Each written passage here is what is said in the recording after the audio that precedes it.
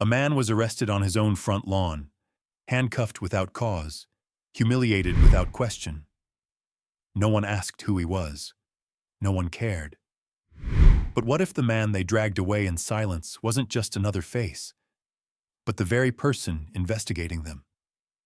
In a city where power shields corruption and uniforms hide truth, one mistake unravels everything.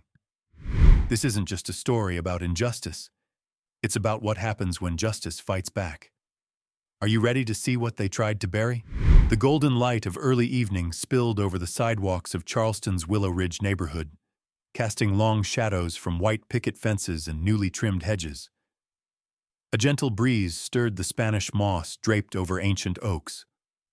Malcolm Hayes strolled along the pavement, his German shepherd, Samson, padding quietly beside him. He wore a tailored blazer, slacks, and a calm expression, one built over years of learning how to walk invisible. As he approached the corner near his home, a police cruiser slowed behind him. Tires hissed against the asphalt. The windows rolled down. Two white female officers stared him down. "Evening," said the driver, Officer Dana McConnell, with a voice both casual and calculated. "We had a call about someone looking into windows. You out here for a reason?" Malcolm met her gaze, measured but firm. "Walking my dog. I live 3 houses down." Sergeant Valerie Crane leaned over.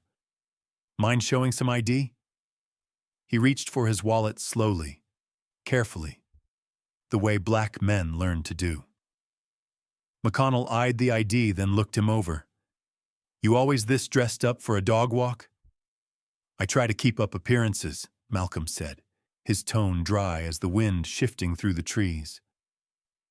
The officers exchanged glances, a subtle shift, authority coiling like a snake preparing to strike. "I think we'll need to run this by dispatch," Crane muttered, stepping out. Malcolm's jaw tightened. The house was right there.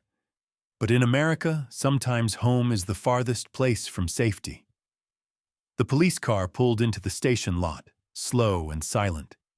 Inside, Malcolm Hayes sat stiffly in the back seat, wrists bound, dignity intact, but tested.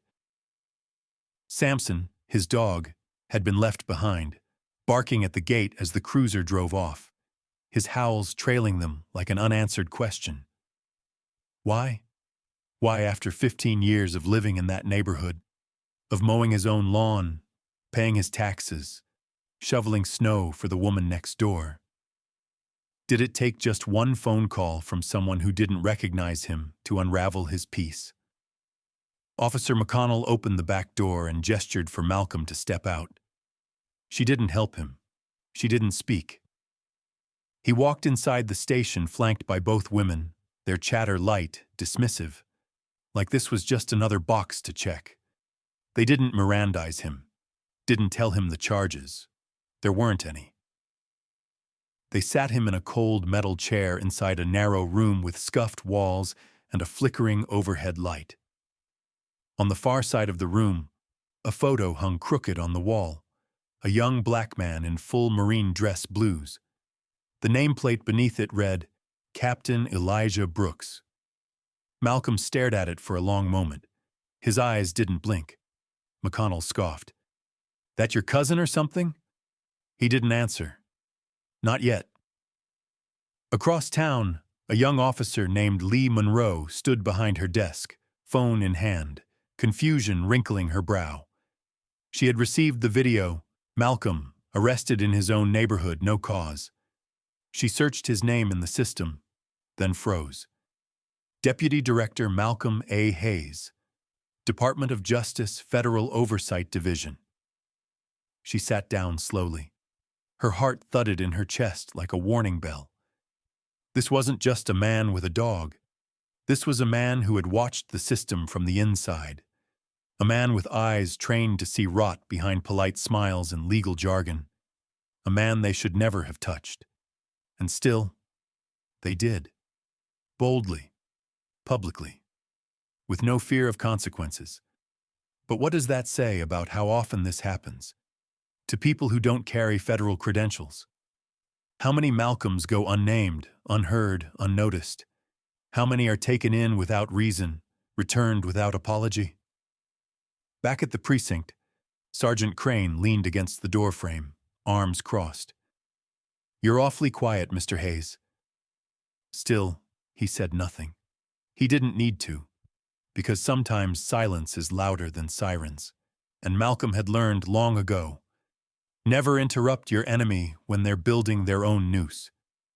McConnell pulled up a chair, her tone condescending. "Listen, you matched the description. Things move fast out there. We're just doing our job." Malcolm finally spoke, eyes never leaving that photo on the wall.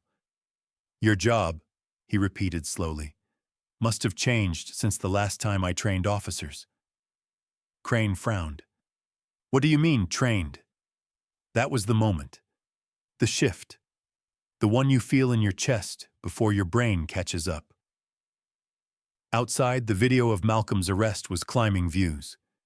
Inside, the tension was just beginning to build. And you have to wonder, how much of what's broken in the system is about power? And how much is about who's allowed to hold it? Let me ask you this. If Malcolm had been 22 instead of 52, if he had worn a hoodie instead of a blazer, would he have made it home at all? The door to the precinct closed behind Malcolm with a dull, echoing thud. He was left alone in the holding room. No phone call, no lawyer, no charges. Just 4 gray walls and a cheap plastic chair. The silence was thick. Through the one-way glass, McConnell and Crane watched him. His posture was too still, too composed. It unsettled them. They had brought in dozens of suspects before. Loud ones, scared ones, broken ones. But Malcolm didn't pace. He didn't plead. He sat like a man waiting for something, or someone. "He hasn't said a word," Crane muttered. "Creepy, honestly." "He's too calm," McConnell said. "I don't like it." In the other room, Malcolm's gaze was fixed on that photo again, the one of Captain Elijah Brooks in his Marine uniform. The camera caught the gleam of the metal on his chest, frozen in grayscale. A hero to the city, a son to someone. Malcolm stood, walked toward the photo. His fingers hovered just shy of touching the glass. "Your mother still leaves flowers by your plaque," he said quietly, though no one could hear. "You'd be disgusted by how they treat people now." Back at her desk across town, Officer Lee Monroe couldn't shake the name. Malcolm A. Hayes. She dug deeper. Her computer screen flashed back a dozen federal reports, DOJ field memos, even classified oversight files. He wasn't just connected to law enforcement. He trained departments nationwide on civil rights compliance. He'd investigated racial misconduct cases from New York to LA. Her eyes darted to the most recent report, Charleston Police Department, under federal review. Assigned Deputy Director Malcolm Hayes. Monroe sat back in her chair, stunned. "They brought in the man investigating them," she whispered, "and didn't even know it." She picked up the phone. Her fingers hesitated over the keys. Should she say something? Would they even believe her? Or worse, would they try to bury it? At the station, McConnell finally stepped into the holding room. "All right," she said, trying for charm. "We ran your ID. Malcolm Hayes, huh? That name's been around here a while. You related to, anyone we might know?" Malcolm turned, slow and steady. "Depends on who you know." Crane walked in behind her, arms folded, a smirk playing at the corners of her mouth. "We're thinking it's just a misunderstanding. No harm, right?" "No harm?" Malcolm echoed softly. "Funny. That's not what it felt like with my hands behind my back. That's not what my dog felt, barking at a gate he couldn't protect." McConnell shifted, uncertain now. "We were responding to a call. Standard procedure." "Tell me," Malcolm asked. How many white men have you handcuffed on their front lawn this year? The question sat between them like a weight dropped from a great height, heavy, irrefutable. Outside, news stations were already rolling. The video had caught fire. Hashtags with Malcolm's name were trending. Protesters were gathering outside the station gates, signs raised high under the southern sun. Malcolm didn't raise his voice. He didn't need to. Because truth, when rooted deep, doesn't need volume to echo. And here's something to think about. How often do we confuse compliance with guilt and authority with integrity? What happens when the man they try to erase is the one they're supposed to answer to? The morning came with no warning, no storm clouds, no sirens, just silence, the kind that arrives before something breaks. Inside the Charleston precinct, Officer Dana McConnell scrolled mindlessly through her phone. The video of Malcolm's arrest had crossed 300,000 views overnight. Comments flooded in, some furious, some fearful, all watching. She turned the screen away. They'll move on, she muttered to herself. They always do.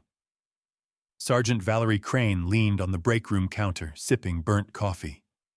We followed protocol, she said flatly. No one got hurt. He'll be embarrassed for a day, maybe two. Then it'll disappear. But it wasn't disappearing.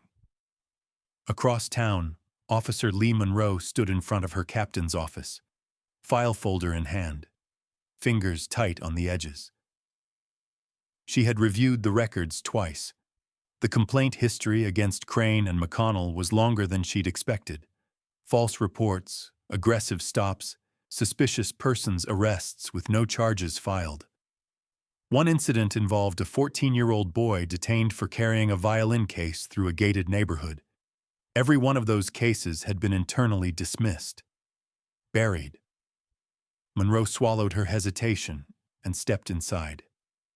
Sir, she said, laying the file down, you need to see this. Meanwhile, Malcolm sat in his home office, the morning sun warming the walls lined with old federal plaques, awards, and a black-and-white photo of his late wife, Judge Celeste Hayes. A newspaper clipping rested beside it, her speech on dignity and law underlined in red. Justice is not a favor, it's an expectation. He reached for his phone. At the precinct, subtle shifts had already begun. Emails weren't being returned. A scheduled community town hall was abruptly canceled. 2 city council members requested personnel files from internal affairs, and IA officers themselves, quiet ones in plain clothes, were spotted in the building, watching, listening, documenting. Crane noticed. She called McConnell into a side room. Did you pull his record, number Y? Because I think we just messed with someone we weren't supposed to. McConnell shook her head. He's just another guy trying to play the victim card. Crane didn't answer. Not right away. Then, victims don't trigger federal oversight. They both stared at each other. The tension was no longer creeping. It was coiling, tight and ready to strike. Malcolm's call reached the U.S. Department of Justice. Release no statements, he said firmly. Let them speak first. Let them bury themselves. He wasn't seeking revenge, not pride, not pity. He wanted something bigger, something quieter and more permanent than outrage. Accountability. On paper, in court, under oath. Because what happens when the people meant to protect the law think they're above it? What happens when no one checks them? What if you are the one checking them? Outside the precinct, local media crews had begun to arrive. A protest flyer circulated online. Justice for Malcolm Hayes, 5 p.m. Bring signs. Bring truth. That evening, Malcolm stood behind his living room curtains and watched cars line up down the block. Some honked, some waved, some just sat still, faces lit by their phone screens as they read his name for the first time.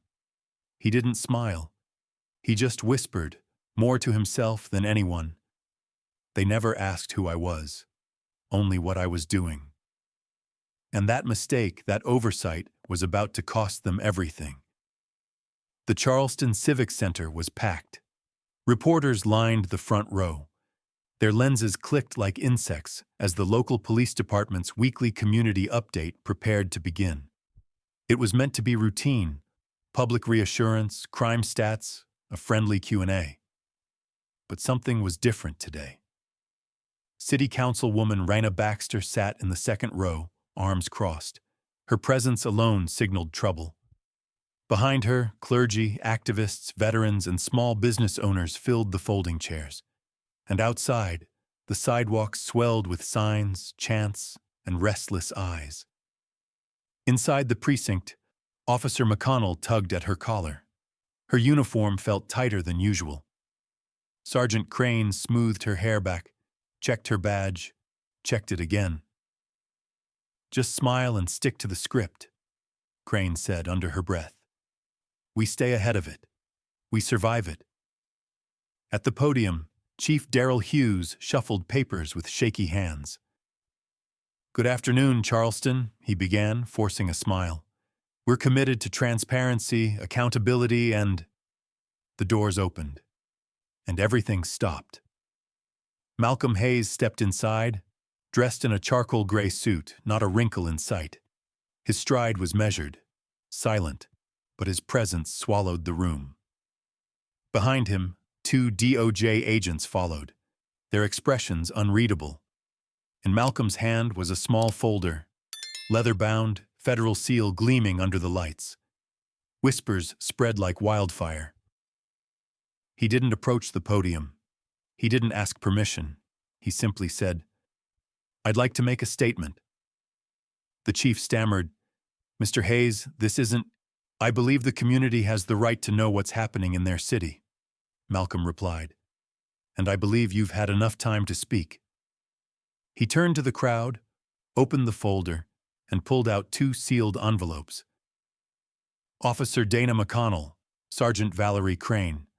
These are official termination notices and federal indictments, approved this morning by the U.S. Department of Justice." Gasps rippled through the audience. Cameras zoomed in. McConnell blinked hard. "This is a mistake. You can't—" "I can," Malcolm said. "Because I'm not just a man with a dog. I'm the Deputy Director of Federal Oversight, and I've been investigating this department for 6 months." Crane's voice cracked. "You set us up." "No," Malcolm said, calm as stone. "You set yourselves up. I just paid attention."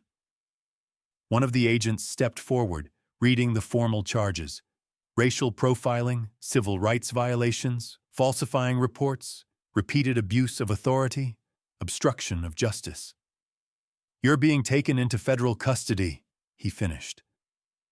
Crane's mouth opened, then closed. McConnell took a shaky step back. No one moved to help them. Not this time. Malcolm looked around the room. Some of you stood by. Some of you looked away. Others filed reports that never made it past your own desks. You know who you are. And now the world does too. A long silence. Then came the applause. Slow at first, then rising, firm, cathartic, unrelenting. Justice wasn't whispered in back rooms anymore. It was announced from the stage. And for once, the ones holding the badge were the ones answering the questions. The next morning, the city woke to a new sound. Silence. No sirens screaming down Willow Street. No patrol cars idling by fire hydrants. No clipped radio chatter leaking through rolled-down windows. Just the rustle of magnolia leaves and the distant clang of protest signs being gathered from the sidewalks. Inside her condo, Dana McConnell sat at her kitchen table, badgeless and bitter. Her coffee had gone cold, untouched. Her phone buzzed constantly. Calls she didn't answer, messages she didn't read. Her name was trending again, this time with the hashtags #power unmasked. The precinct had already scrubbed her profile from its website. The union released a vague statement of pending investigation. The mayor's office said, "We support transparency in law enforcement," which in political language meant, "You're on your own." Across town, Valerie Crane was packing. Fast. Sloppy. She tossed uniforms into a garbage bag, ripped her nameplate from the front door mailbox, and left behind a pile of court summons stacked on her counter. No goodbye. No defense. She knew the cameras would come next. Meanwhile, Malcolm sat on his porch, Samson at his side, a fresh newspaper folded on his lap. The headline read, "DOJ shakes Charleston precinct in surprise crackdown." He didn't smile. He didn't need to. Justice wasn't a performance for him. It was restoration. Not a spotlight. A mirror. And that mirror had finally been held up to the faces who'd gone unchecked for far too long. Councilwoman Raina Baxter introduced a new resolution that afternoon. Mandatory federal training in racial bias, full external review of all citizen complaints, and civilian oversight boards with real teeth. It passed unanimously. At the department, Officer Lee Monroe, once the quietest voice in the room, was promoted to interim supervisor of internal affairs. She moved with quiet resolve, not because she wanted power, but because she understood its cost. She taped Malcolm's words to her office wall. Some wear the badge to protect. Others wear it to hide, but not everything could be rewritten. At a nearby high school, a young boy named Jalen stood up in his civics class and told his teacher, "I don't want to be a cop anymore." "Why not?" the teacher asked gently. "Because they don't look like heroes," Jalen said. "Not the ones around here." His words hung in the air, heavier than any lesson in the textbook. Because this was the damage the system never officially recorded. The fear passed down, the dignity stolen, the dream deferred. That evening, Malcolm returned to the garden his wife once planted. He knelt by the azaleas, now blooming again after the last cold snap. The same garden where he'd once been handcuffed, laughed at, doubted. Now it stood not as proof of vengeance, but survival. He reached into the soil, turning it gently, not to destroy, but to plant. Because justice doesn't just end with punishment, it begins with what you build afterward. The sun was setting low over Charleston, casting long amber streaks across the front yards and brick porches of Willow Street. The neighborhood, once tight with tension, now exhaled in quiet recognition. Malcolm Hayes stood barefoot in the garden behind his home, knees bent in familiar rhythm. The same hands that once held a federal badge now cradled the base of a young sapling, delicate, persistent, alive. The same soil where he had once been humiliated now welcomed roots. Beneath the oak tree, a new plaque gleamed softly in the evening light. In loving memory of Judge Celeste Hayes, justice is a garden, tended or torn. He brushed dirt from his palms, eyes steady on the horizon. Not angry, not triumphant, just present. You ever wonder what justice really looks like? Not the courtroom speeches, not the headlines, not the handcuffs. Sometimes, it's just a man planting something that will outlive him. Sometimes, it's refusing to become bitter when bitterness would be easier. Because the real work isn't in bringing people down. It's in lifting up what was buried. So I ask you, what are we planting? What kind of world do we want to grow? Malcolm turned back toward his house, lights glowing softly through the kitchen window, Samson's bark muffled by screen doors. Life, intact. He didn't need a parade. He didn't need applause. He had peace. And peace, when earned, is louder than any siren. What happened to Malcolm Hayes isn't just fiction. It's a reflection of what still happens every day in real life. People are judged by how they look, not who they are. Power is abused behind badges, and dignity is stripped in plain sight. But this story reminds us that silence is not weakness, and justice, though slow, never forgets. In our communities, in our neighborhoods, in our daily choices, we must speak up, ask questions, and hold those in power accountable. Respect is not a privilege, it's a right. So ask yourself, are you planting seeds of justice or ignoring the roots of injustice? If this story moved you, taught you something, or made you see the world a little differently, don't scroll past. Subscribe to this channel for more powerful stories that speak truth, challenge silence, and give voice to those too often overlooked. Together, we grow stronger. Let's keep the conversation going.